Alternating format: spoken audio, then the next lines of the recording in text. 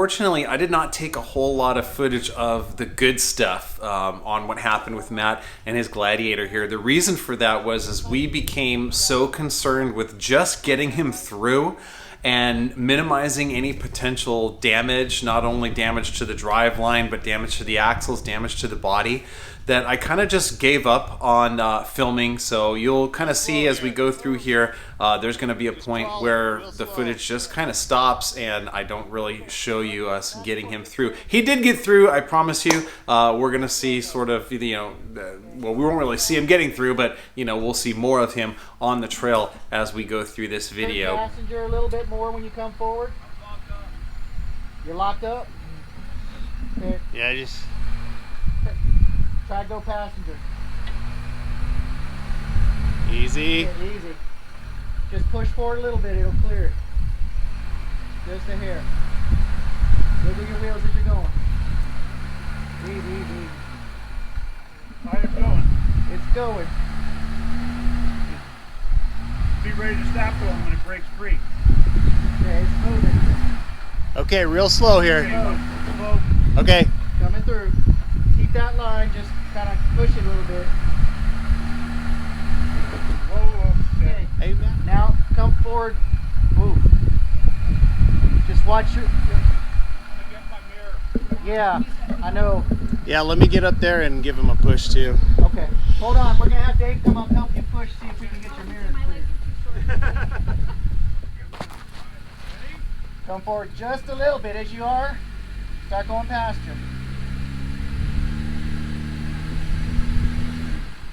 There we go. Okay. All right. You're gonna drop down in a second. Wait. Stop. Come back, driver, just a hair. I can't. I'm locked up. Just trust me, driver. There you go. Come back, driver, now. That's all we needed. Just a little extra slow. Okay. Come back, driver. Real slow, okay? Okay. You're gonna start dropping down right here. Slow, Matt. Okay, now start. What? A few more feet. Okay, now turn passenger. Not too much. Just fast enough, right there. Come forward slowly. Okay.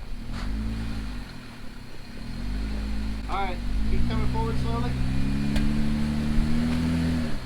My rear end's hung up. No, you're good. It's squeezing through. Hold on. Passenger's not moving at all. Okay, go back. Yeah, something's not right here. Back up just a second. Just like maybe a foot. Back up. Just a foot. If you can. Okay, stop. Alright. Are you able, let's see if which way can get you clear. Okay, keep a little more driver, like almost the line you got right there. Okay, come forward a little.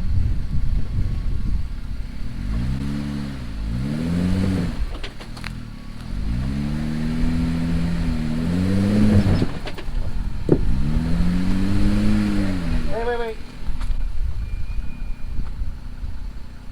Don't give it the beans, dude.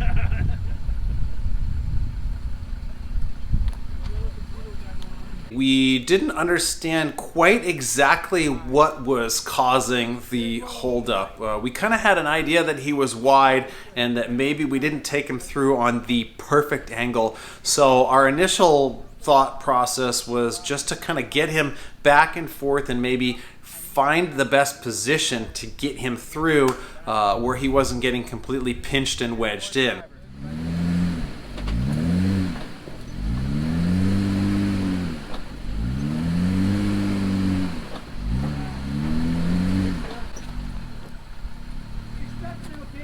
Alright, well, get my winch out. Okay. Dave, come over here. Because I think my, I don't remember if my winch stuff is underneath the seat right here, or if it's in the back container.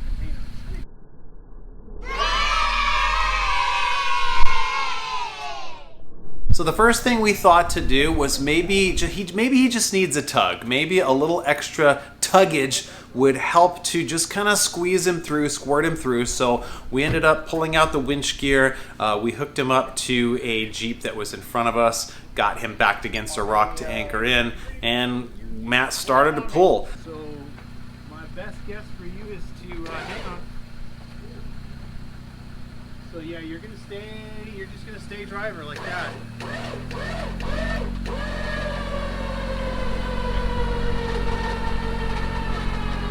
Picking my front end up. Can I help you?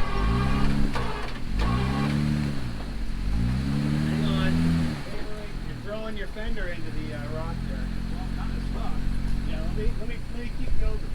Now, at one point, after really trying to make this work and trying to find a way to reset him, squeeze him through, reset him, squeeze him through, and it wasn't working, I looked up at Matt and I said, hey man, might not just be a bad idea to kind of swallow our pride here. Go ahead and call this. We'll just have Mike Wallace pull you back. We'll get you out of this thing. We'll turn all the rigs around. We'll head out and we'll go find something else to do today. So we decided to do that. We thought it was the right thing to do rather than risk additional damage trying to pull through, you know, because it wasn't seeming to work very well. So we ran into a huge problem trying to pull Matt out as well.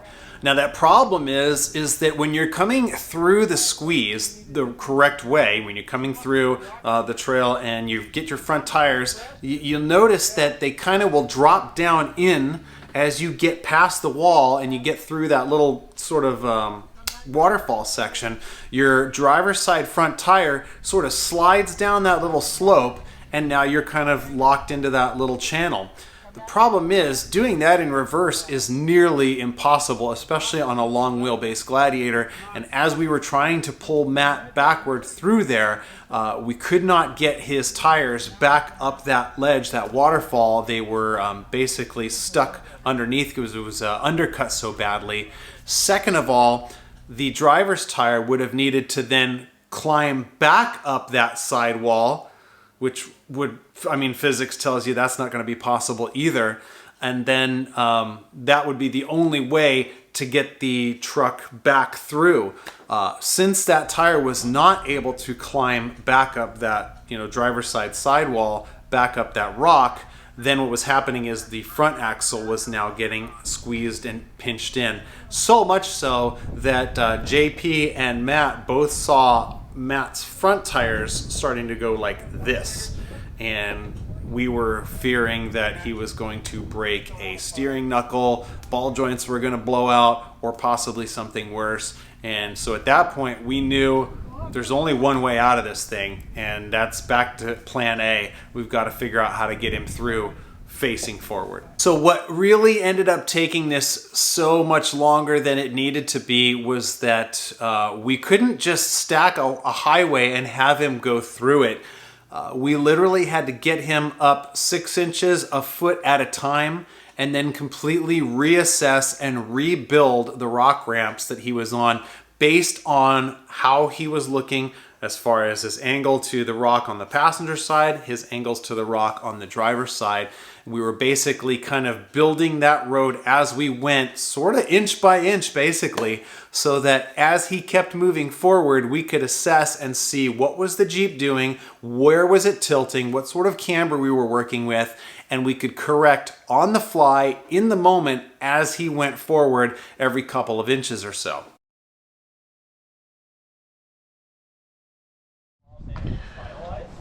All right, we're rolling up here at Casa Hartley. So then it's just getting loaded up on a truck. So What's up, boys? What's up? It's a little sausage fest over here. All right. We got the Hartley Rubi up on jack stands. Take a look at the damage from Pinyon. Lo and behold, both rear axle shafts, flanges completely bent.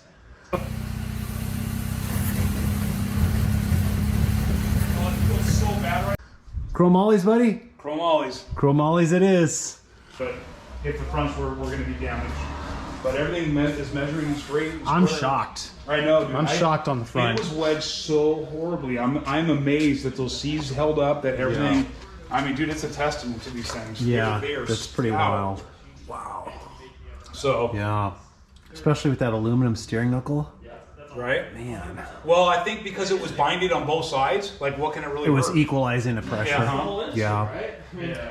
Driving home, it didn't seem like anything, right? It was just going. 80% of the winches Yeah. coming With out it like this, it sounds coming out so the same bad. They're like, "How did you drive home?" Wow. Nice. Hey, part of Jeeping.